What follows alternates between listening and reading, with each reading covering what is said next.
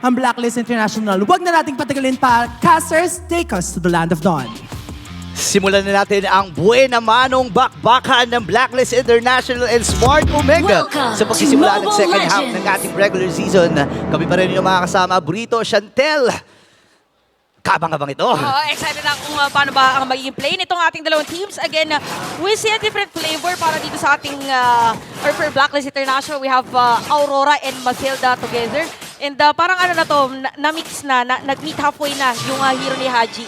Kasi di ba, ano ba siya, mid or roam? Oo nga, no? Tsaka ang maganda dito na point out na rin ng ating mga panelists kanina na parte na rin to ng naging code ng Blacklist International noong mga nakaraang panahon. Di ba? And kilala naman natin ang Smart Omega na naglalabas ng kakaibang mga heroes. Pero dito ngayon sa punto, medyo standard lang. Ang maganda, ang dami na ng control dito. May final slash, may onward earth shotter, tapos andun pa yung ano ba pangalan, yung kamay ni Yung Ukil. Deadly Grasp. Deadly Grasp. Ang ano lang dito for Blacklist International is mabilis sila makakapag-rotate kasi yung poke per second or damage per second nila ay napakataas sa lahat ng mga heroes na gamit nila ngayon. So parang nagbago na ulit yung meta natin. Parang mga week 1, week 2 talagang teamfight kung teamfight, umpisa pala ng laban. Oo. Ngayon, na-adjust na ulit the Filipino meta. Na bago na nila ulit, na parang pagdating muna ulit sa turtle, pagdating ulit sa mga objective. Pero may twist na ngayon kasi since mga assassin na tayo or more on damage heroes na, alam mo na pagdating sa teamfight, diretso kung diretso. Yun nga diretso talaga to. Tsaka may nakikita ako dito, two-word, Quantum Charge. Tatlong Quantum Charge para dito sa Blacklist International. Si Lord JM, sinalo lang yung Ubi Shadow Kill ni Andorio. So may idea sila dito, medyo may kits na nawala para dito kay Andorio. Oo, nagkapilitan na muna na gamitin ng ibang mga resources. And nung sinabi mo yung Quantum Charge, alam mo na agad na talagang movement speed ang gusto rin dito na side ng Blacklist International. Kaya naman sila mauuna na magsisimula dito sa ating turtle objective. Sino nga ba tayo makakakuha? Andorio biglang ng bulaga doon sa harap ng mga players ng Blacklist. Napakaliksi talaga ni Andorio. Alam mo, pagka pinahawak mo ng assassin yan, matik na may magagawa talagang mahika mula dito sa isang Hayabusa with a retribution na secure nila yung unang turtle ng laban na yun. Pero hindi naman ganun kalaki pa. So medyo dikit para dito sa Blacklist at tahimik din ang laruan ng Blacklist International dito. Kasi I think kinoconsider din nila yung power spike ni MP The King. At least 2 to 3 items para maramdaman mo yung mga buga ng ng mga deadly catch na meron siya. Tsaka yung mga pabanda, yung mga crab low cannon niya, di ba? Oo, tsaka pa yan minsan hindi niya mapapansin pag tumama na, napakasakit pala. Pero wait lang, sa may middle lane, more on pokes pa rin para dito sa ating dalawang kupunan. And ang ganda dito na binanggit mo na para sa mga teams natin, para nag-aantay lang muna sila ng sabihin na nating items kasi ganun din naman para sa ating mga gold laners. And speaking of gold laners, very minimal ang kalamangan dito ni Jome laban kay Oheb. Yeah, i-expect mo yan. Naalala ko nung unang paghaharap nila, hindi si Oheb yung kalaban doon ni Jome, kundi si Outplayed. So ngayon, masusubukan sa panibagong bakbakan ng Smart Omega at Blacklist International. Actually, oo nga, iba pa yung roster nila nung panahon na yon. And I think nabanggit na rin ng ating community dyan na may kalamangan dito yung prediction na Smart Omega ang nakiklikan. Sila so, na click here. Click here. Pwede nyo i-like and subscribe na yung ating mga channels. Shoutout sa mga nasa YouTube. Tama.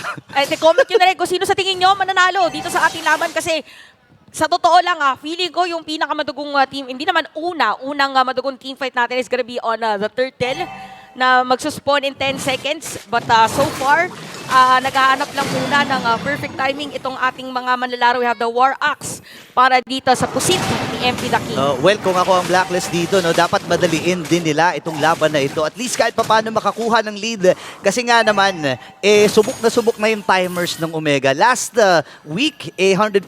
Doon natalo na sila last time or nung week number 4. Pero again, ang taas pa rin ang win percentage ng Smart Omega kung pag-uusapan natin ang late game, yung mga 18-minute mark. Kaya at least makapondo sila pero nagsisimula na rin ang Smart Omega para sa ikalawang pagong ng laban na ito. Oo, si Chuck nagbibigay ng eviction para dito sa side ng Omega. final slash para kay Ryota. At napakagandang Eternal Guard.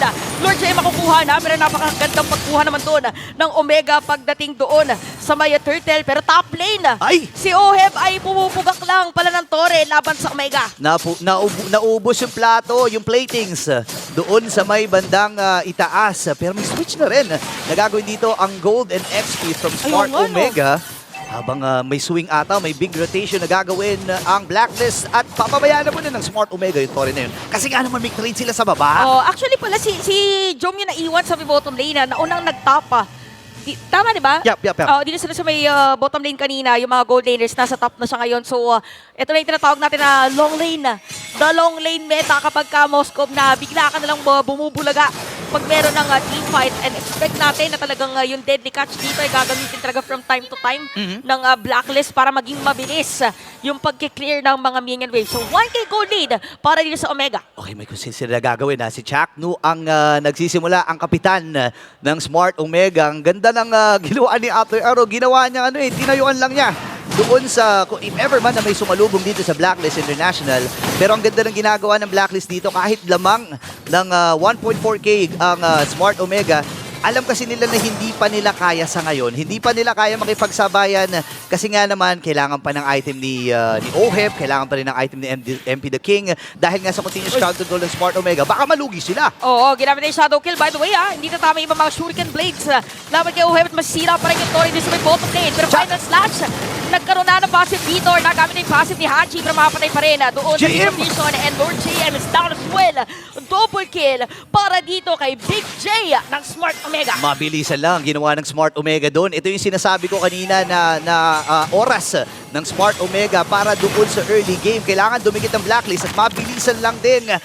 May posibilidad na makuha. Hindi, wala na rin pala sila mga minions. So swing na lang sila dito sa ikatlong pagong ng laban na ito na malayang ibibigay muli ng Blacklist International. Para nakakabig din dito na Omega na yung clearing na minion wave na ginagawa ng Blacklist International kasi nakaangat na rin yung bottom lane nila. So ganun muna ulit yung pattern kay Oheb. So pwede gawin siguro ng Omega later on is hanapin muna si Oheb dun sa may gilid.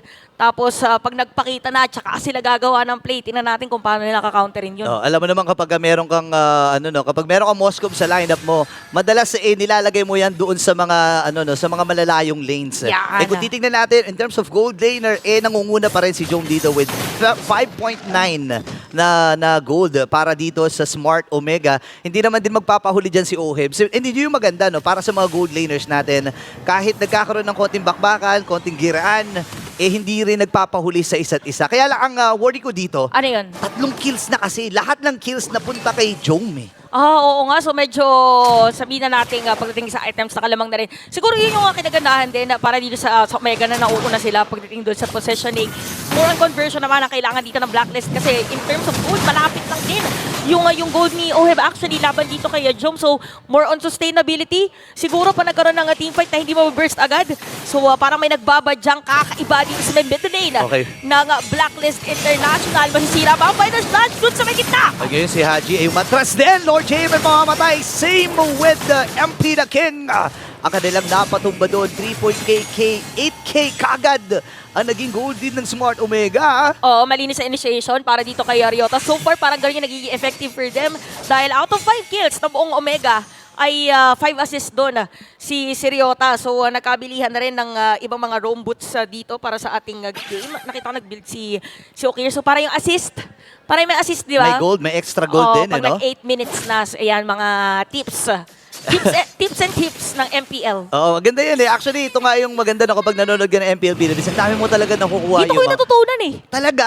Oo, kaya pala nagro-roam bits para habol din yung assist. Kaya kayo, manood na kayo ha. I-type 1 nyo nga dyan kung sino ang sumusuporta sa Smart Omega at sa Blacklist International. Pero kung sila gagawin ha. Narinig natin na mahiwagang conceal. Nagamit na rin yung Purify dito Oheb at hindi na palalalimin pa dito ng Omega. Ang kinagandahan naman doon para sa kanila, nakuha na yung Purify dito ni Oheb. Oo, may mga unti-unting mga resources na nakukuha dito ang Smart Omega against Blacklist International. Now available na ang Demon Hunter Sword from Oheb. So mas masakit HP base na damage from Oheb ang ating i-expect. Ngayon, unang Lord ng laban na ito ay sinisimulan na rin ng Smart Omega. Nakapwesto si Perks pero ang ganda ng pagbugaw dito ni Chaknu. Pwede ba si MP The King? Meron pa siyang pating dito. Down to 30% yung buhay ng Lord. Okay, Lord JM ay ibigin na mag-flicker out at mabilis na makuha dito na side ng Omega. Ginamit na rin yung Circling Eagle, mapapa-out ngayon ang Blacklist International. Ginamit din doon yung Spear of Destruction pero hindi itutuloy ni Oheb at hindi na aabutan pa nung time na yun. Bitin kasi yung Shadow if ever. Oo, no, kung humakbang lang yon doon sa may batuhan. Pero nakita naman natin no, na nag-try din si Oheb. Pero magandang responde no, para sa Smart Omega ang ating nakita doon. And Chaknu, nagpaparamdam din doon sa may mga bushes. And yung Torre ay mabilis na mapapatumba dito ng Smart Omega. 5,000 na ang kanilang kalamangan. Ngayon na makikita natin na 5K gold lead no, para sa Omega. For Blacklist International in terms of clearing of minion wave, kaya ba? Dahil First Lord pa lang naman para dito sa ating game or baka makasira ng inhibitor turret ang Omega? Oo nga, yun yung nakakatakot doon. And doon sa 5 kills na yun, actually halos lahat sila. 100% yung team fight participation, especially yung mid and roam connection nila. Kasi isa to sa mga keys to victory na kailangan kunin ng Blacklist International. Hindi nila napipigilan yung mga setup. Ay! Pero Seriota! Oh, nakita natin na naka-conceal. Tapos sumakto pa na final slash. Pero makakapigure out. Rin doon sumabit again. Di ginamit na yung frigid pressure dito ni Haji. Mawawala na doon na passive. Makapatay din si Chaknu. Joe with kill para dito sa Omega. At madedepensahan pa rin naman ng Blacklist yung Torre doon sa may bottom lane. Pero may another minion wave na naman na magpo-flow. Para sa... Uy, masakit na! Masakit na! Masakit na yung mga pasibat. Ay! Nabuhay pa pero pumasok din si Lord JM Dong. And go na nga ata dito si Jong. Habang niligtas, hindi pa pala. Kasi si Andorio nakakuha na naman ng kill. Ang tawag natin dyan, natantusan. Natamaan din kasi ng shadow kaya nabalikan. Dito si Lord JM nung moment na yon. So, napakagandang depensa for Blacklist, yes. But for Omega, dito may kita yung difference in terms of damage. Speaking of damage, sumakto na naman. Yung shadow kill napatay doon si Oheb nung time na yon.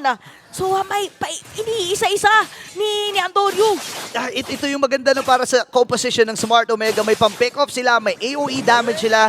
Kompleto si Ricados talaga no, mula dito sa mga kabarangay natin. At ngayon ay nasa gitna. 4 na members lang ng Blacklist ang nakaatas para dumipensa. Hindi nila mapipigilan ng pagbasag ng gitnang Torre. Merong minion wave dito ang Omega. Again, pwede sila gumawa ng play para ita-tower lock ni Joe. Sumasayaw kung may ending lang. Walang minions! Na depensahan dito ng Blacklist. Unstoppable na dito si Joe. Makapanay na rin si MP na kaya sama na rin isa. Haji ang kanila makukuha. 3 players dito ng Omega nakahanda. At para sa ating game number 1, Smart Omega! 12 minutes and 23 seconds. Tinapos ng Smart Omega ang laban na yon. Sobrang grabe yung disiplina na pinakita dito na Omega. Ibang klase talaga ang gising. Iba ang kape na nahigop ng Smart Omega ngayong araw na ito.